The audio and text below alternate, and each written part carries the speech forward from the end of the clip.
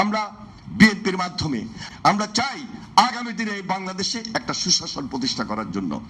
নিহত হয়েছে, তার বাবা নিহত হয়েছে, মৃত্যুবরণ করেছে, তার ছোট তার ভাইয়ের কালকে ক্যান্সারের, কালকেই আপনার অপারেশন হবে এবং আজকে শুক্রবার না হলে হয়তো আমাদের প্রধান অতিথি থাকতেন আমাদের প্রধান পৃষ্ঠপোষক জনাব তারেক রহমান। তিনি তো এখন নামাজে আছেন, নিশ্চয়ই আপনারা জানেন, 6 ঘন্টার ডিফারেন্স। শনিবারে উনি করতে চেয়েছিলেন, বলেছিলেন যে রেজু ভাইকে বলার জন্য, কিন্তু শনিবারেই ওনাদের অপারেশন, কালকে অপারেশন।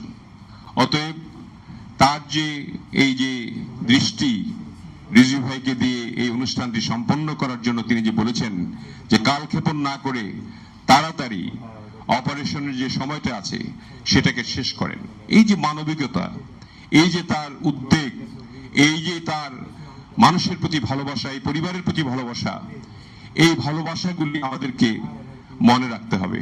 আমাদের প্রত্যেকটি নেতাকর্মীকে, বিএনপি পরিবারের প্রত্যেকটি সদস্যকে এই কথাগুলি মনে রাখতে হবে।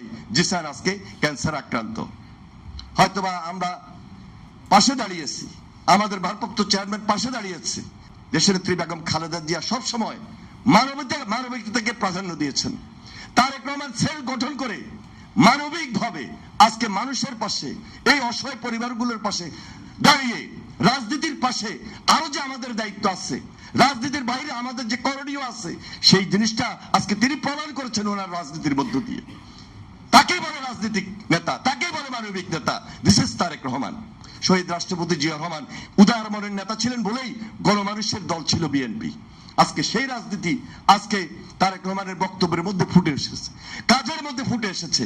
আমরা বিএনপির মাধ্যমে, আমরা বিএনপি পরিবারের মাধ্যমে আমরা চাই আগামী দিনে বাংলাদেশে একটা সুশাসন প্রতিষ্ঠা করার জন্য।